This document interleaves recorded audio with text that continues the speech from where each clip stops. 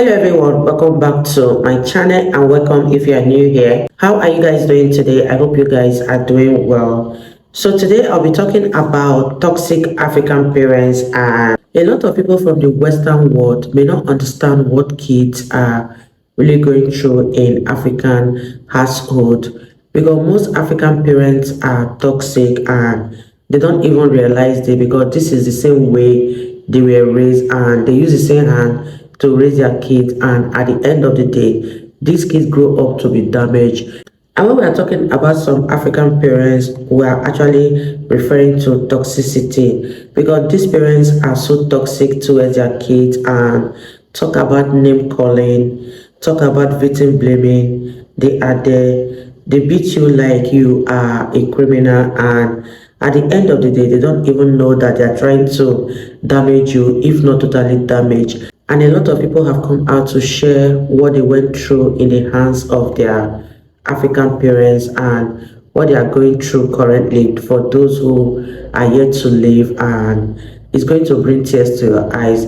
Let me know what you guys think about this. Leave your thoughts in the comment section down below, and I'll give my final thoughts at the end of this video. And I hope you guys enjoy this particular one, and let's see what this video is all about.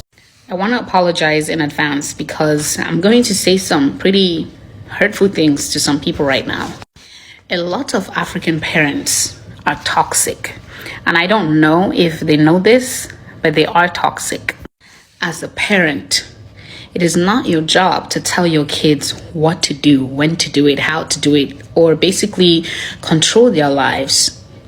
I understand that sometimes it's very difficult to let your kids just explore life and figure things out on their own. But if you don't let them, they're never going to learn. A lot of African parents have their children locked up in a box which only they have access to. Even their adult children, at 30, 35, you still want to control your kids. That's unacceptable and very toxic, if you ask me. This is why God gives us free will. He wants us to have the ability to choose between right and wrong, to choose between good and evil. So he allows us to see both so we can choose which one we want. You may think you have your kids locked up and under your control until they realize how to get out of that box. And when they get out, trust me, they're not getting back in. And since that's what you are used to, looking at the kids in that box and controlling them, you're not going to have another way or different ideas to get to them. It'll be as if you just had a newborn and you're still learning how they act or how they behave. So instead of locking your kids up in a box or just controlling them, why not guide them? If you have an idea, suggest. Don't tell them do this or do that. You can say, oh, what do you think of this? And if they don't want to do it, let them be. You can't force someone to do something. And a lot of you think you're doing your kids a favor by staying in abusive marriages, where either the husband or the wife is abusing the other. Well, you're not doing your kids a favor. You're damaging your kids, and you need to stop pretending. You need to know when this thing is just toxic and you're just pretending to be happy so your kids can feel like they are in a complete home. I'm not encouraging people to separate or tear homes apart, but we kids can really tell when you're pretending to be happy just so you can be one family. To be honest, it's better to be separated and happy than to be together and miserable and depressed and sad all the time, because it traumatizes the kids. It really does. No one is ready to talk about the fact that some parents are toxic. Some parents are very toxic. Some parents will emotionally drain you. Talk about the verbal abuse. But no one's ready to talk about that because we're all like, oh yeah, that's how African parents are. what, and please don't come for me. Don't come for me. I'm talking about my experience. First and foremost, one thing that I've noticed from my experience is that my dad's side of the family is very toxic. I don't care who's going to come for me. That's just a fact. And we all know it. They are toxic. And yeah, having toxic parents is a topic that most of us are not ready to talk about. So don't come for me. I'm talking about my experience, and I know most of you out there have the same experience. But yeah, obviously we're not ready to talk about it. And all I just want to say is you're allowed to be the first person in your family to begin to do things differently. You're allowed to do that. Break the cycle. Because from most of the times with my dad, it's been verbal abuse. Yeah, like he would say mean and hurtful things most of the times. That has been my experience with my dad. Please don't come for me. I'm just saying the truth, and I'm just saying what I have been through with my dad. My mom, I have no problem with my mom. She's been so supportive. God, I owe that woman a lot. Both of my parents are still alive. And before you even come for me and my dad are cool. Now, like, we're cool now. This is the thing of the past. It happened growing up and stuff, but yeah, it's just something that I need to talk about. And it's not like I'm in a bad place with my dad. We're cool now. So I personally, I just told myself, you know what? Because most of people, will be like, they're behaving in a certain way because of their childhood experiences and stuff. But I myself, personally, I told myself, you know what?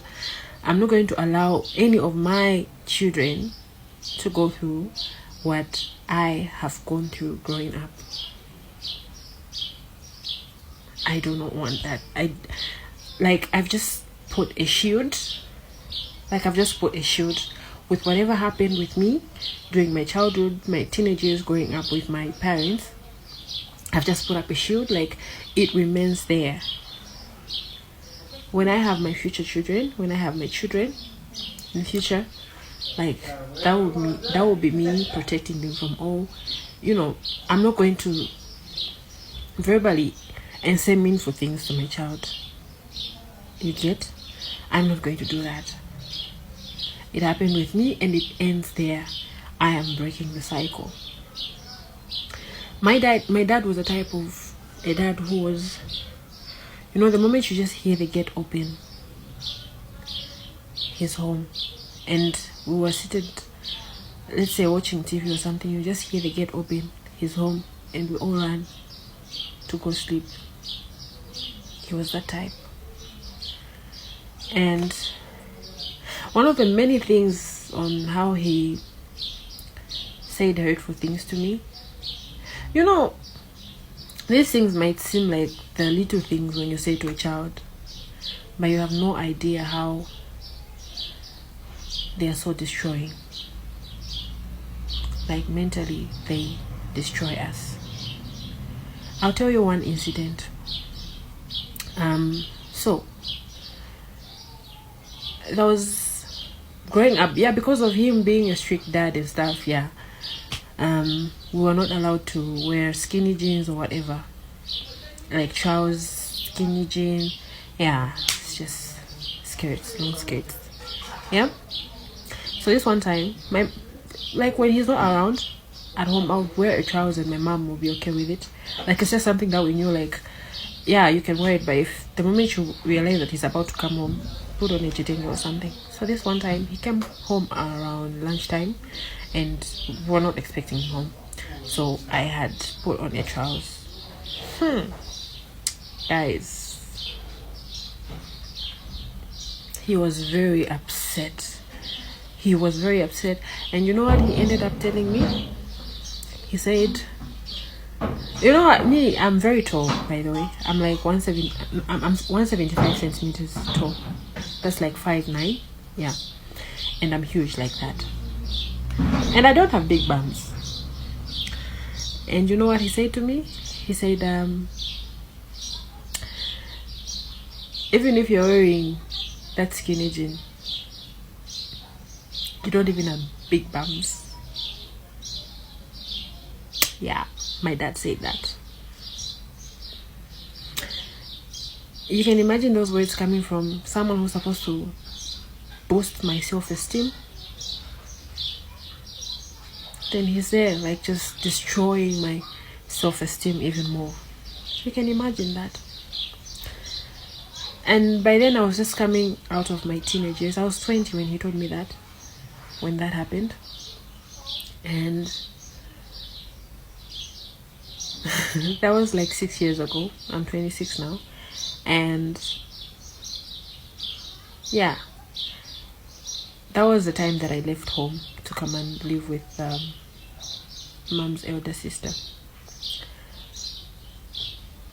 That was the time that I left home because of those same words, because they really hurt me and he really destroyed my self-esteem. And I literally almost killed myself. And when I was about to drink a bottle of doom, my mom found me. And when she notified dad, and all he said was, yeah, let her kill herself, it's okay. So yeah, that was what caused me to leave home 6 years ago. And yeah, but by this time around, I do go visit home, and I'll be wearing my skinny jeans as I go to visit him, because I've proved him wrong in so many things. Because with him, he had that mindset of Ngauvala Machaus, it means Sumvela. But yeah, I've proved him wrong. I finished my university. I'm a registered nurse now. Yeah, he's proud of me, obviously. Not obviously, he tells me he's proud of me. But yeah, that doesn't take the fact that he's been toxic. But I've healed from everything, and I don't think it's something that I want to hold on and, you know, pass it on to my children. I just put a shield over it and said that remains. I'm going to show my kids love. I'm not going to show my kids any emotional, physical abuse, verbal abuse. I'm not going to do that to my kids. Yeah. So please break the cycle. It ends with you. Don't let it dictate on how you're going to behave now, because no, because growing up, blah blah blah, that's why I'm like this. Don't. Some mothers were never meant to be parents. They are manipulative, they are abusive, and they like to abuse this term, Jannah lies under the feet of your mom, meaning like heaven lies under the feet of your mom, especially for my Muslim mothers, especially for my African Muslim mothers, because I'm only speaking for myself, right? I got a message because I talked on this subject, and this young lady sent me this message, and she's grown, she has kids, she's married, but her relationship with her mom is so toxic. And it's because, and I've seen this so many times, but people don't like to talk about it. Why? Because as African, as Muslim, we're taught that after God is your parents. You're supposed to honor your parents. But let's not make it seem like some parents don't abuse this power of Jannah lies under the feet of your mom. They use it to manipulate you, to like enslave you into doing whatever they want to do. So basically, it's been 5 months since her mom went no contact with her. because she refuses to buy her little brother a cell phone or something like that. She says since she married her husband, who is outside of her tribe, her relationship with her mom was sour. It was always sour, but it went more sour. She had kids. Her mom never went to the baby shower. Her mom does not watch her kids unless she pays for it. She's the only one that reaches out to her mom. Her mom does not reach out to her whatsoever. She called an imam to beg her parents. She called her aunties to go talk to her parents, to go beg her parents, because there's like, oh, you're not going to heaven unless your mom is pleased with you. And that scares her. And that's the problem. They use that as a weapon to scare the children to doing whatever they want to do. The mom is causing problems between her husband and everything like that. But still, she knows that she has to respect her mom. She has to hold her mom into a high level. The most recent thing is whenever her mom asks her for money, she gives it. She never says no. She gives it, she gives it, she gives it. But this last time, her mom wanted her to buy her brother a cell phone. And she said she doesn't have the money. And since then, her mom wants no contact with her. Her mom she's been calling her, no answer. She went to the house to go see her, nothing. No contact with her. And people keep telling her like, oh, you need to go back for forgiveness. You need to make sure she's pleased with you or you're not going to heaven. And I know this story is so like not a big deal, but it touches me and it touches me in so many ways because so many people are enslaved in this mentality, grew up on this, knowing that like you almost like you're shackled, you in jail because of this, knowing that, oh, if your parents are not pleased with you, if your mom is not pleased with you, Jannah lies under the feet of your mom, heaven lies under the feet of your mom, that they can manipulate you, they can drag you to hell and back, and you're supposed to submit. Honestly, where does it stop? Where does it stop? Since when? And this is so emotional to me. And I'm going to make a part 2 and explain why. I don't know who this is for, but if you're between the ages of 20 to 30, you need to stop listening to your parents. If you're like me and you came from an African household, then you all know the struggles that we've gone through as children. If you're weak, your parents will control your life. Parents have this ideal way that they believe their children should live their life. And if given this opportunity, they'll capitalize on this. They'll control who you make friends with, what school you go to, what degree you study, and even who you should marry. I've been saying this for a long time, but parents want to live vicariously through their children. For instance now, let's say your dad's ambition was to become a doctor when he was younger, and for whatever reason, he wasn't able to achieve that goal. What he'll want to do now, is he'll try to convince you or encourage you to become a doctor, just so he can live out that ambition through you. Or it might literally just be a shame thing, because most of our parents, let's be honest, they care about what other people think about them and their parenting style. Now, if you try and do what you want, we already know what will happen. Aunties and uncles will come to you and say, oh, you're being disrespectful, or you're disobeying, you can't talk to your parents like this, or you need to think about your parents. Listen, I'm a firm believer that we ought to honor our parents, because that's what the Bible says. I do not believe that we should disrespect our parents, but let's be honest, there must be a line drawn here between what is considered disrespecting and you just living your life as an adult. I say this to people who are currently going through this. You need to take a stand and live your life according to your purpose. Because what will happen is if you don't live your life according to your purpose, you're going to live to regret it. And that regret, can easily turn into resentment towards your parents. And that will be a tragedy. You need to understand that your parents can't hold your hand forever throughout this life. When you were in school and you were writing your exams, did your parents write it for you? No. When you go to work and you do your job, do your parents come to work to do your job for you? No. So that will tell you that most things in this life rely solely on you and you alone. So once again, I highly recommend anyone between the ages of 20 to 30, if you're going through this, sit down with your parents, have a conversation with them, because most things can be settled with effective communication. But if you've had the conversation and they're still not trying to hear what you're trying to say, well, you've done your part and you need to do what you need to do. And you guys might think I'm crazy for putting the age range up to 30, but there are people who are 30 and even in their 30s that are still dancing to mommy and daddy's tune. So guys, please take hold of your life and live a glorious life, because at the end of the day, it's your life. You're the one that's going to live to regret if you don't live it to its fullest. Guys, if you like this content, follow for more. Listen, moving out of a toxic African household was the best decision I ever made for my mental and physical health. If you want to move out, do it. Suddenly, I'm waking up with the will to live, guys. I'm out here doing things like making my bed. I've never done that before. But all jokes aside, there is a very fine line between normal African parent nonsense and literal abuse. And unfortunately, in the African community, we've been taught to be hush-hush about this. Because most of my closest friends growing up were African, it wasn't until college when I realized what I was experiencing at home was not normal. I was recommended for therapy by one of my high school teachers. And my first session, my therapist was crying. I was like, what did I say now? This is just my life. Just began. I didn't even talk about growing up in Ghana yet. Either way, all my life, I've had a lot of unexplained health issues. I have severe anxiety, panic attacks, insomnia. What did the older Africans blame it on? Witches. It took 18 plus years for someone to tell me this is trauma. And merely 1 month of living out of my house has eradicated half of these problems. I want my experiences to help other immigrant children heal, because rent may be expensive, but peace is priceless. So here's how, quote unquote, a beautiful Nigerian girl like me, who was raised in a toxic household, ends up living a directionless life with little to no confidence and loses herself completely. It's kind of like a Cinderella story, except without the death of her father.